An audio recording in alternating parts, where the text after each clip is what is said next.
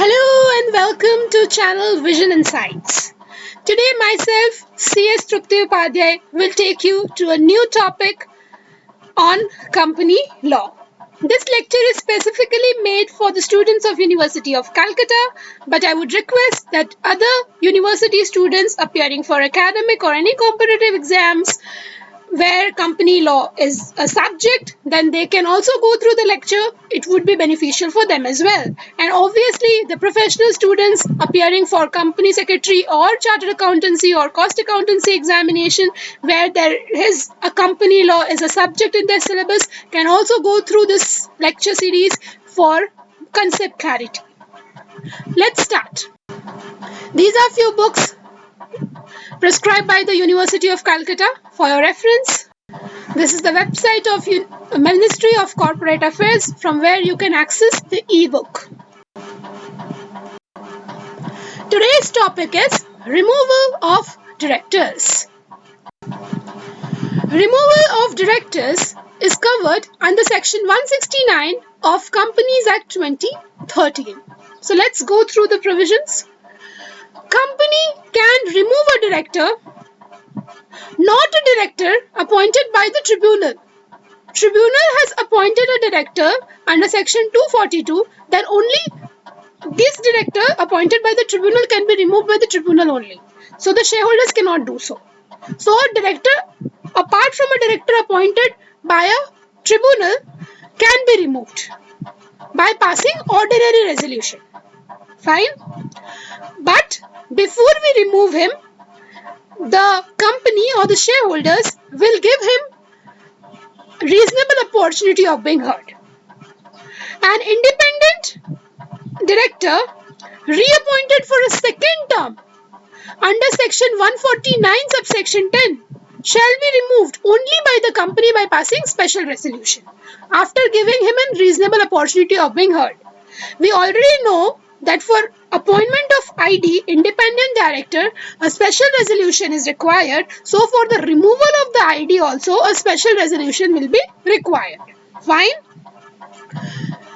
Nothing contained in this subsection shall apply where a company has availed itself of the option given to it under section 163. Under 163, we have already done 163. If you don't know what are the provisions of section 163, you can go through the videos, my previous videos. It is there in the channel, in the playlist. You can go and check. It was covered under the topic of appointment of directors. So directors are appointed. There are many routes. One of the route is proportional representation. One of the method is proportional representation. So minimum 2/3 of the directors, total number of directors should be appointed through the appointed through this method, that is the proportional representation. So this subsection removal, if a director cannot be removed if he is being appointed through this method, appointed by this method, that is the method of proportional representation. That is only written that nothing contained in this subsection shall apply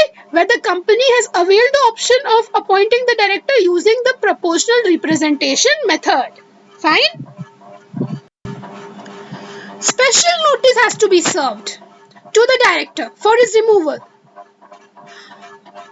And this special notice will be given to the director and other members of the company as well. Or to appoint someone else in his place need to be also be mentioned in that notice. Let's suppose Mr. A is being removed, then we are appointing B instead of A. That will be mentioned in the special notice itself. Fine? On the receipt of the notice, company shall receive of the notice of the resolution to remove a director. The company shall forthwith send a copy of this notice, this special notice, to the director concerned. So Mr. A will also get the notice that you are being removed. We are proposing you that you should be removed in the next meeting, next general meeting, right? And a director, whether or not he is a member of the company, is entitled to be heard on the resolution at the meeting. So he can speak. He will get the opportunity to defend himself. Fine? Where a notice has been given of a resolution to remove a director concerned can also make a representation in writing to the company and can request the company company to send this representation, if the time permits, to the members. Fine. In any notice of the resolution given to the members of the company, state the facts of representation having been made. So representation, whether the representation is being received from the director who is being removed, then it should be mentioned in the notice that whether we have contacted that Mr. A and Mr. A is willingly want to give a representation. If he wants to give a representation, and if he gives the representation to the company within time, then obviously the notice, along with the notice, the representation will also be sent. And a copy of representation will also be sent to the members. Right? And if a copy of representation is not sent, because this was not being received by the company within time, you know that the notice of a general meeting has to be served at least 21 clear days before the meeting. So if the director is giving you the representation, of course very much nearer to the date of the meeting, then obviously it's not feasible for the company to give the representation. Then obviously this representation can be orally heard by all the members. It can be read at the meeting. Fine. This is a proviso in which it is being said that under which circumstances, the representation will not be even sent by the company, and also will not be no need to read it at the meeting. If on the application, either of the company can make an application, or any other person who is claiming himself to be a aggrieved party can make an application to the tribunal, and the tribunal is satisfied that the rights conferred to a director, right is there, that he has a right to make a representation. He is misusing his right. He is using this right to abuse, to spread the abusive matter, like to take a needless publicity, to secure a needless publicity and a defamatory matter he wants to circulate among the members. Then tribunal can order that the tribunal may order the company's cost on application to be paid in whole or in part by the director. Accused director has to bear the cost also, and his representation will not be sent and also will not be read at the meeting if a tribunal gives such an order. In all other cases, representation can be sent if it is being received within time, and also if it's not being sent due to some insufficient time was there in the hands of the company, then it can be read also at the meeting. Fine.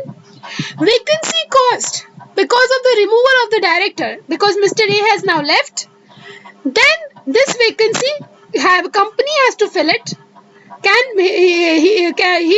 If he had been appointed by the company in general meeting or by the board, be filled by appointment of any other director in his place at the meeting itself in which he was removed, provided in the special notice of the intended appointment was already given to the shareholders. So in the notice itself we have written that A is being removed, and in the place of A, B will be coming. So that has to be mentioned in the special notice. Then obviously in the general meeting where he is being removed, where A is removed, B can be appointed at the same general meeting. Directors so appointed. So we are talking about the Mr. B. Directors so appointed shall hold office up to the date up to which Mr. A was permitted to hold the office. Suppose Mr. A was appointed for 2 years, then he left after 1.5 years, so only for 6 months Mr. B can serve. Fine? As he can serve the office as a director. If the vacancy is not filled, suppose no person was being appointed in the place of a director who was removed, it shall be filled as a casual vacancy according to the provisions laid down under section 161, subsection 4. provided that a director who was removed from the office shall not be reappointed by the board. This is common sense that director who was removed, Mr. A was removed by the shareholders in the general meeting. So why the directors will fill the casual vacancy by reappointing A only, right? Next, nothing in this subsection shall be taken as a depriving a person removed under this section to any compensation or damages payable to him in respect of the termination of his appointment as a director as per the terms of contract and terms of his appointment as director or of any other appointment terminating with that as a director or derogating from any power to remove a director under the provisions of this act. The language is very tricky. The one line meaning of this language is, if Mr. A is being removed from the company, then obviously he shall be receiving the remuneration, compensation, damages, everything will be received, whatever he is liable to receive, right? So company will not cut his salary. If he has worked for such time 1.5 years, he'll be getting whatever the remuneration compensation which he is liable to get on the termination of his office. Fine. Hope you like this lecture. We are ending this lecture with this note. And if you like this lecture, please kindly motivate us by sharing this video among your friends who also get the benefit of learning company law. Thank you.